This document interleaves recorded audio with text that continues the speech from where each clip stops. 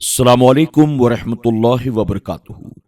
میرے پیارے آقا علیہ الصلوۃ والتسلیم کے پیارے دیوانوں، خاتون جنت حضرت فاطمۃ الزہرا رضی اللہ تعالی عنہا کی کنیزوں، تذکرۃ الانبیاء کے درس نمبر 181 میں آپ تمام کا استقبال ہے۔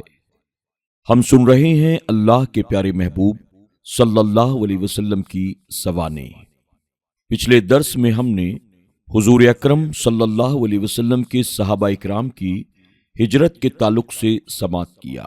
ساتھ ہی ہم نے سنا اللہ کے پیارے محبوب صلی اللہ علیہ وسلم کو قتل کرنے کے کس طرح سے مشرکین مکہ نے منصوبے کیے۔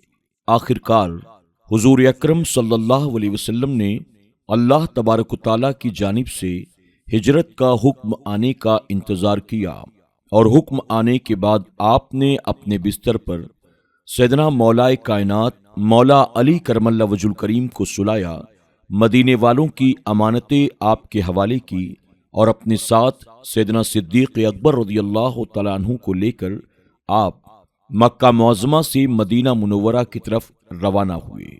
مشرکین مکہ نے آپ کو تلاش کرنے کی بہت کوشش کی، یہاں تک کہ جس غار میں حضور اکرم صلی اللہ علیہ وسلم آرام فرما تھے، مشرکین آپ کو تلاش کرتے کرتے وہاں تک پہنچ گئے، لیکن اللہ رب العزت نے آپ کی اور سیدنا صدیق اکبر کی مشرکین سے حفاظت فرمائی۔ آج کے درس میں انشاءاللہ ہم اس کے آگے کے واقعات سماعت کریں گے، لیکن آئیے درس کا آغاز کرنے سے پہلے حصول برکت کے لیے اللہ کے پیارے محبوب صلی اللہ علیہ وسلم کی بارگاہ میں درود و سلام کا نذرانہ پیش کر لیتے ہیں۔ الصلاۃ والسلام علیک یا رسول اللہ، الصلاۃ والسلام علیک یا حبیب اللہ، الصلاۃ والسلام علیک یا نبی اللہ، وعلی آلک واصحابک یا نور اللہ صلی اللہ تعالی علیہ وسلم۔ غار ثور سے مدینہ طیبہ کی طرف کوچ فرمانا۔ غار ثور میں 3 رات قیام کرنے کے بعد آپ مدینہ طیبہ کی طرف روانہ ہوئے۔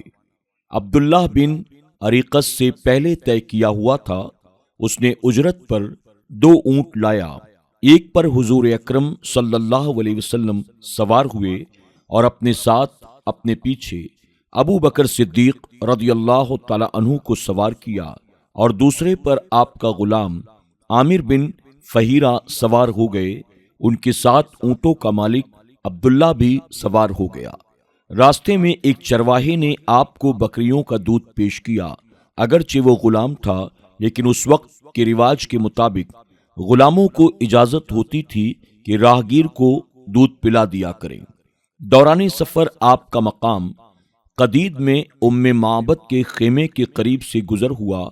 ام معبد حالانکہ مسافروں کی مہمان نوازی میں مشہور تھیں، لیکن اس وقت ان کے پاس کوئی چیز پیش کرنے کو نہ تھی۔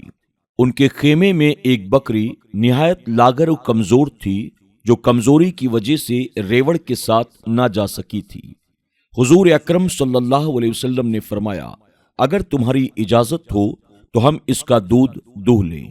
اس نے کہا، میری طرف سے تو اجازت ہے، لیکن اس کے دودھ کا تو تصور بھی نہیں کیا جا سکتا ہے۔ حضور اکرم صلی اللہ علیہ وسلم نے بکری پر اپنا ہاتھ پھیرا، بسم اللہ شریف پڑھ کر دعا کی، اے اللہ اس بکری کو برکت عطا فرما، تو بکری کے تھن دودھ سے بھر گئے۔ حضور اکرم صلی اللہ علیہ وسلم نے بکری کا دودھ دوہا تو سب خیمے والوں نے اور آپ صلی اللہ علیہ وسلم کے تمام ساتھیوں نے سیر ہو کر دودھ پیا، اور خیمے میں موجود تمام برتن دودھ سے بھر گئے۔ ام معبد کے خادم کو جب حضور اکرم صلی اللہ علیہ وسلم کے اس معجزے کی اطلاع ہوئی تو اس نے کہا کہ مجھے امید ہے کہ میں ان کا ساتھی بنوں گا۔ اس طرح کچھ دیر کے بعد ان دونوں خاوند اور بیوی نے اسلام قبول کر لیا۔ مدینہ منورہ آمد۔ پیر کے دن ربیع الاول میں آپ مدینہ طیبہ میں پہنچے۔ آپ کی آمد کی خبر سن کر لوگ آپ کو بلند جگہ سے دیکھتے رہتے تھے کہ آپ کب پہنچیں گے۔ بنو نجار کی لڑکیاں حضور اکرم صلی اللہ علیہ وسلم کی آمد پر خوشی سے دف بجاتی ہوئی یہ شعر پڑھ رہی تھیں۔ حضرت انس رضی اللہ تعالی عنہ فرماتے ہیں، حضور اکرم صلی اللہ علیہ وسلم کی آمد کے وقت میں 8-9 سال کا تھا۔ مجھے خوب معلوم ہے کہ آپ صلی اللہ علیہ وسلم کے آنے پر مدینہ طیبہ کے در و دیوار ایسے روشن ہو گئے تھے جیسے سورج کے طلوع ہونے پر روشنی ہوتی ہے۔ قیام کے لیے انصار کی خواہش اور حضور اکرم صلی اللہ علیہ وسلم کا ارشاد۔ انصار میں سے ہر شخص کی تمنا تھی کہ حضور اکرم صلی اللہ علیہ وسلم میرے گھر قیام فرمائیں۔ ہر ایک وہی عرض کر رہا تھا، لیکن حضور اکرم صلی اللہ علیہ وسلم نے فرمایا کہ میری اونٹنی اللہ تعالیٰ کی طرف سے معمور، یعنی اسے حکم دیا گیا ہے، وہ جہاں خود بیٹھ جائے گی وہی مقام میرے قیام کا ہوگا۔ اونٹنی جہاں مسجد نبوی صلی اللہ علیہ وسلم ہے، وہاں حضرت ابو ایوب انصاری رضی اللہ تعالی عنہ کے گھر کے سامنے خود ہی بیٹھ گئی۔ حضرت ایوب انصاری رضی اللہ تعالی عنہ کے گھر قیام۔ آپ صلی اللہ علیہ وسلم نے اونٹنی کے بیٹھنے پر حضرت ایوب انصاری رضی اللہ تعالی عنہ کے گھر قیام فرمایا۔ پہلے آپ صلی اللہ علیہ وسلم نے ان کے گھر کے نیچے حصے، گھر 2 منزلہ تھا، اس میں قیام کیا، لیکن ایک رات حضرت ایوب انصاری رضی اللہ تعالی عنہ کو خیال آیا کہ حضور اکرم صلی اللہ علیہ وسلم نیچے ہیں اور میں اوپر رہوں۔ یہ ادب کے خلاف ہے۔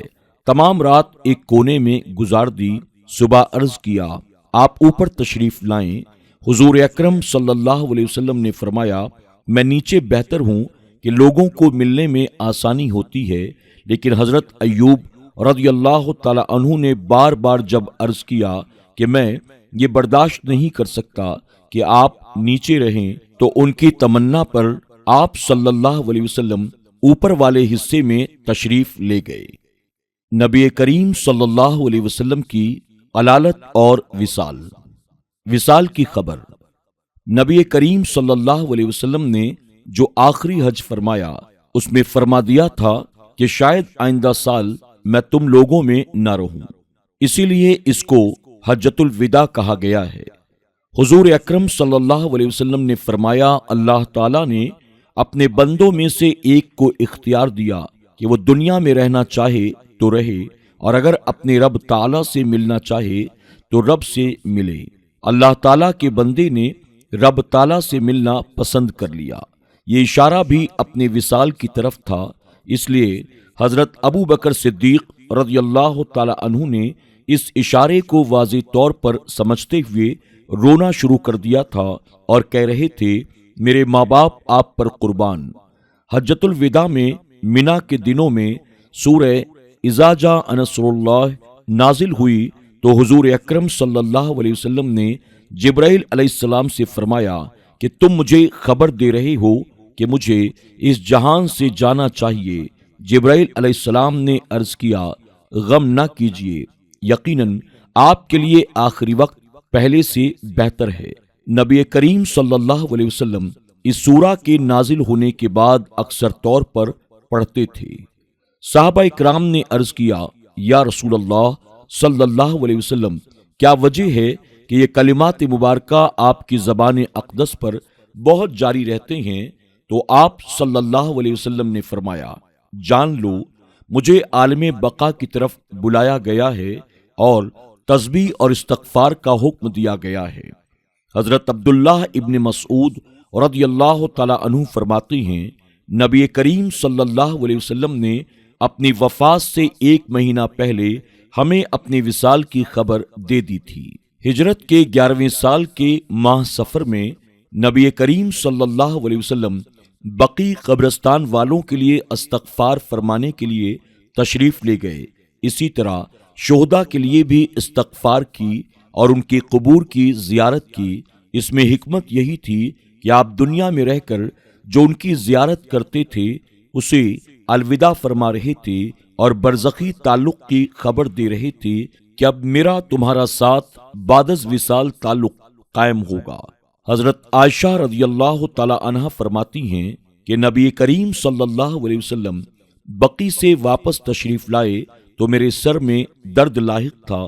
میں نے اپنے سر درد کی شکایت آپ سے کی۔ آپ نے بطور مزاح فرمایا کہ اے عائشہ، کیا یہ اچھا نہیں کہ تمہاری موت آ جائے اور میں خود تمہاری تجہیز و تکفین کا انتظام کروں اور تم پر نماز پڑھوں، دفن کروں اور تمہارے لیے استغفار کروں۔ حضرت عائشہ رضی اللہ تعالی عنہا نے بھی بطور مزاح کہا، ہاں آپ چاہتے ہیں کہ میں فوت ہو جاؤں اور آپ میری جگہ کسی اور عورت کو زوجہ بنا کر لے آئیں۔ نبی کریم صلی اللہ علیہ وسلم نے اس کے بعد حقیقت حال کی طرف اشارہ فرمایا کہ اے عائشہ، تمہارے سر کو جو درد لاحق ہے وہ تو ٹھیک ہو جائے گا، لیکن میرے سر کا درد ٹھیک ہونے والا نہیں۔ گویا اس طرف اشارہ تھا کہ میں اس مرض میں دنیا سے رخصت ہو جاؤں گا۔ میرے پیارے آقا علیہ الصلوۃ والتسلیم کے پیارے دیوانوں، خاتون جنت حضرت فاطمہ الزہرا رضی اللہ تعالی عنہا کی کنیزوں، آج کے درس میں بس اتنا ہی۔ انشاءاللہ اسی باب سے مزید کچھ باتیں ہم کل کے درس میں سماعت کریں گے۔ السلام علیکم ورحمۃ اللہ وبرکاتہ۔